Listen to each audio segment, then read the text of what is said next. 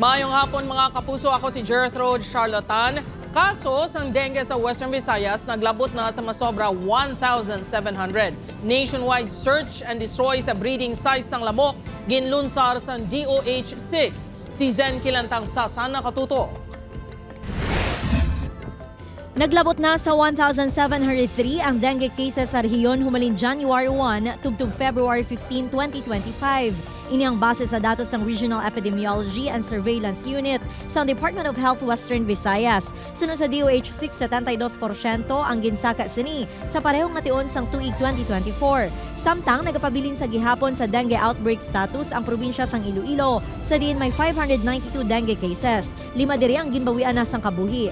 Bangod sini nakigsapol na ang Iloilo Provincial Health Office sa mga kabaranggayan. Nakigangot naman kita sa DILG para nga magaidan ang mga barangay sa pag-reactivate sang ila aksyon barangay kontra dengue kung sa di nakita naton nga aksyon sang barangay ang isa sa mga pinaka-importante nga tikang sa pagtapna sang dengue sa aton nga komunidad.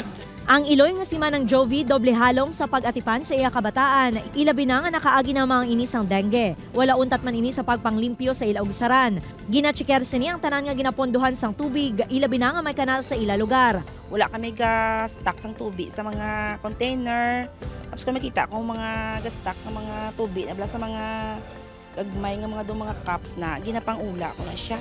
Tapos always ginam nga amon drainage kinang ginalimpyuhan ko Ginlunsar man sa Department of Health subong nga hapon ang nationwide search and destroy sa mga ginatiniran sa mga lamok kag pagpapas sa breeding sites ukon alas 4 kontra mosquito nationwide. Isa sa mga napilian nga lugar amo ang Bulong Weste sa Santa Barbara, Iloilo.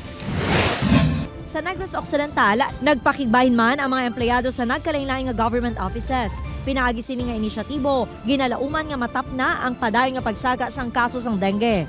Upoy kay Cirilo Renduque, Zen Kilantang Sasa, One Western Visayas.